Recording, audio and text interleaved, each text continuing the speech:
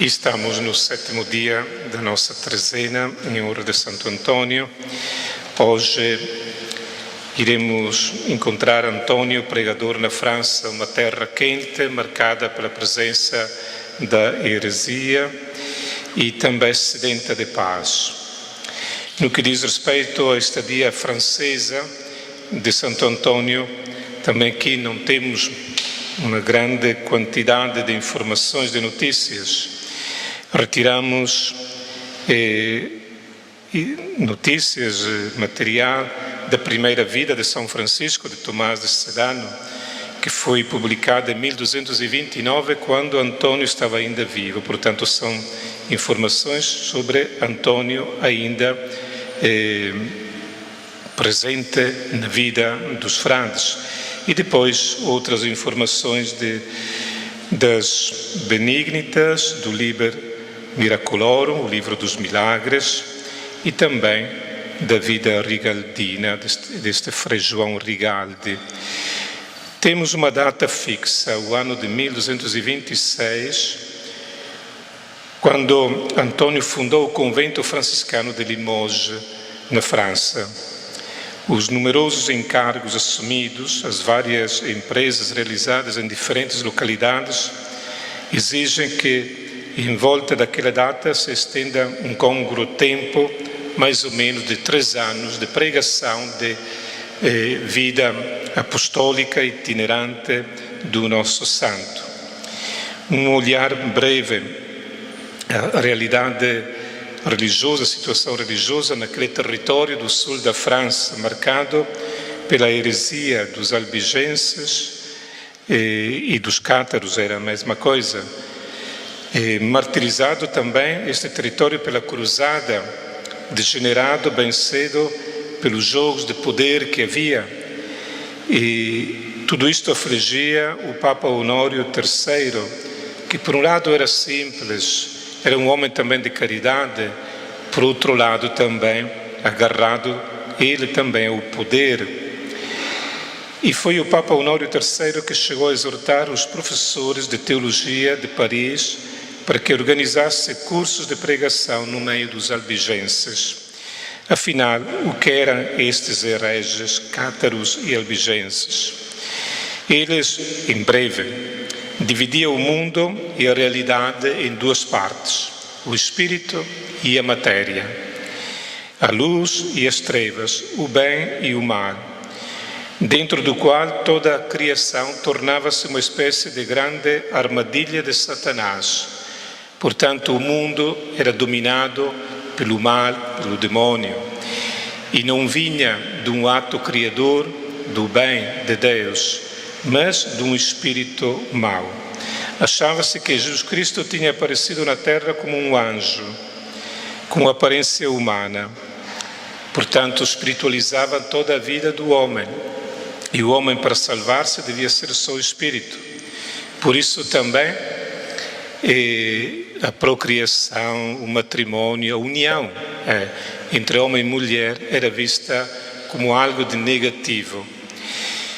Também a Igreja era acusada de estar ao serviço de Satanás por causa da sua corrupção e porque agarrada aos bens materiais. E isto era verdade. Por isso tinha criado uma outra instituição eclesiástica paralela àquela oficial. Devemos dizer que São Francisco teve capacidade de intuir que muitas coisas destes movimentos hereticais tinha a sua razão de ser.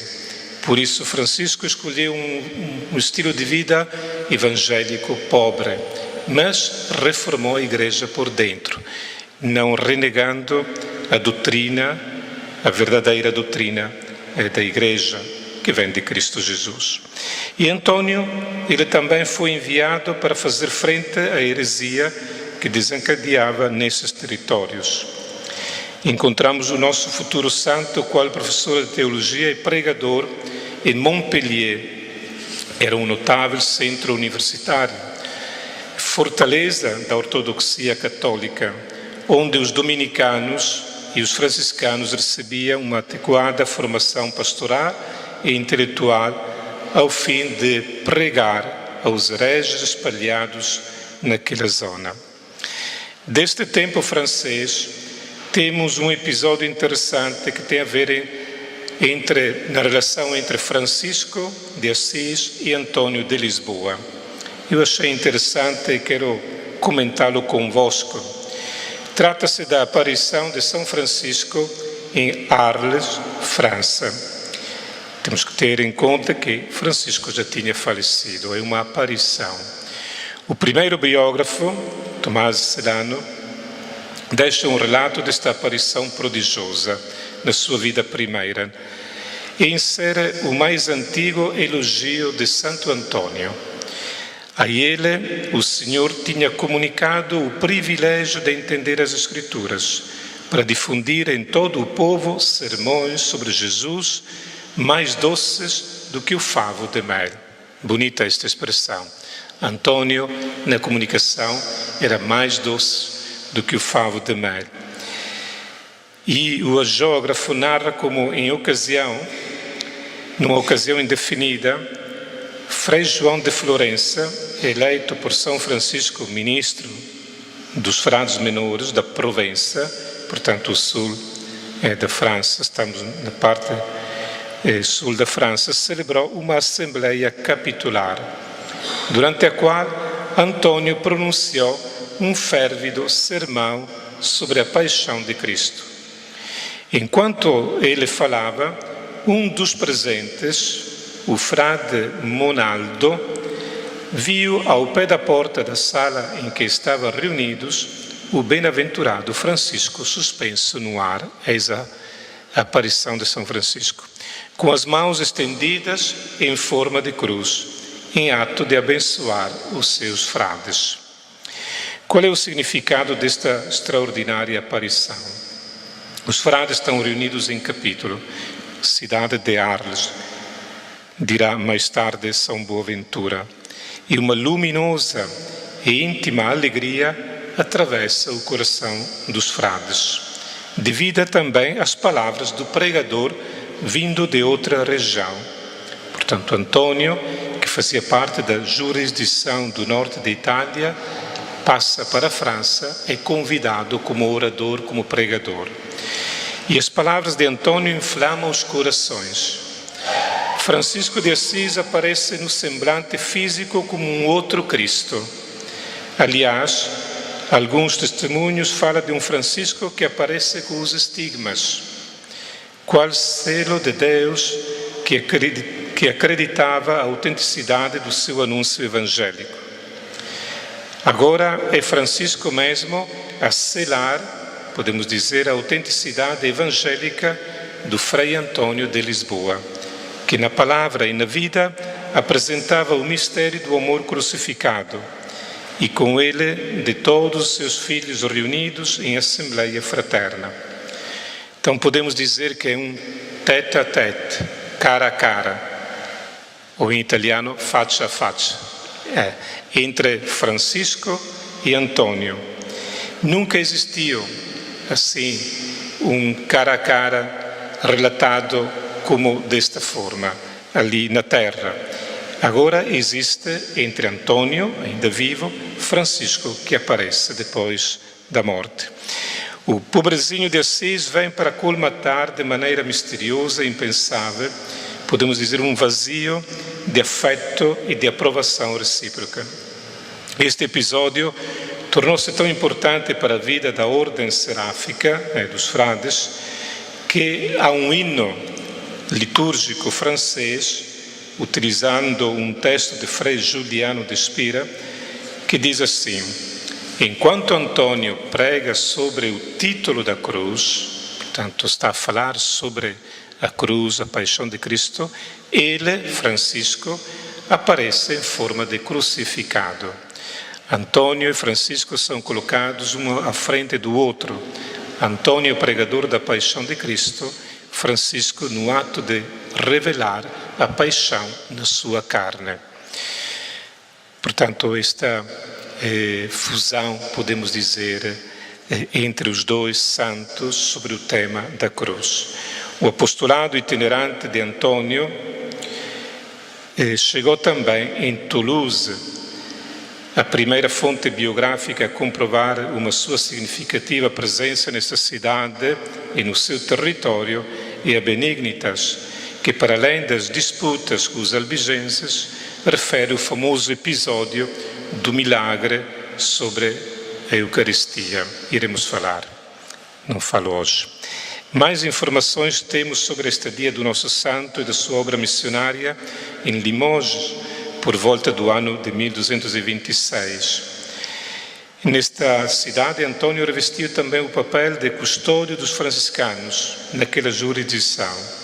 São desta época e destes lugares também discursos e meditações bíblicas pronunciadas por Frei Antônio e que chegaram até nós, graças a algumas crônicas daquele tempo. E mais, sabemos também de uma pausa eremítica de Antônio perto de Brive, que atualmente é o santuário antoniano mais venerado na França. Numa gruta fora de Brive, preparou uma cela e, cavando uma nascente que recebia água do penhasco, naquele lugar conduziam em grande austeridade, solitário, uma vida de contemplação. Como podemos ver, Antônio não perdeu a sua alma contemplativa. E lá onde fica algum tempo, vai sempre à procura de um lugar solitário, de uma gruta, de uma cela. É desta época também o convite a pregar em Berry durante o sínodo. Antônio, ali, faz algo que nos espanta. Agride verbalmente e duramente o arcebispo de Bourges, reprovando-o por causa dos pecados em que tinha caído. A sua obra continua depois com uma passagem em Le Puy, onde o homem de Deus profetizou a uma mulher grávida que o filho tornar-se-ia frade menor e mártir de Cristo. E isto aconteceu. Não sabemos com certeza a data do regresso à Itália por parte de Antônio, missionário em terras gálicas, mas temos conhecimento que no dia 30 de maio de 1227, em Assis, teve início uma Assembleia Extraordinária dos Frades, em que devia escolher o futuro ministro-geral, visto que São Francisco tinha acabado a sua existência terrena no findar do dia de 3 de outubro de 1226. Eis então, como narra a biografia rigaldina, que em maio de 1227 o nosso Antônio atravessa a pé a Provença rumo à Itália. Comenta em forma poética um biógrafo moderno. Caminhos de ansiedade tinha ele percorrido, caminhos de esperança, de frustração, de alegria. O seu viver peregrinando era a tradução gestual do passar os dias na fé, estendendo-se para a cidade futura, lá onde teria encontrado verdadeiro descanso. Outros caminhos devia ainda percorrer, à procura de ovelhas para salvar, de lobos para dispersar. Então vamos rezar a Antônio e por todos os peregrinos que chegam aqui na sua casa, igreja, casa natal, para todos os peregrinos que daqui partem pelo caminho português e que vão a Santiago de Compostela, por todos os peregrinos ao túmulo de Santo Antônio e também por todos os peregrinos que vão à Terra Santa, por todos nós que estamos a viver a nossa peregrinação na Terra. Escreve Santo Antônio: na sua peregrinação nesta terra de exílio, os cristãos sofrem dores, tristezas e angústias. Estrangeiro é quem provém de um país forasteiro. Peregrino é quem viaja longe da pátria. Nós todos somos estrangeiros, porque vindos da felicidade do paraíso nesta terra de exílio.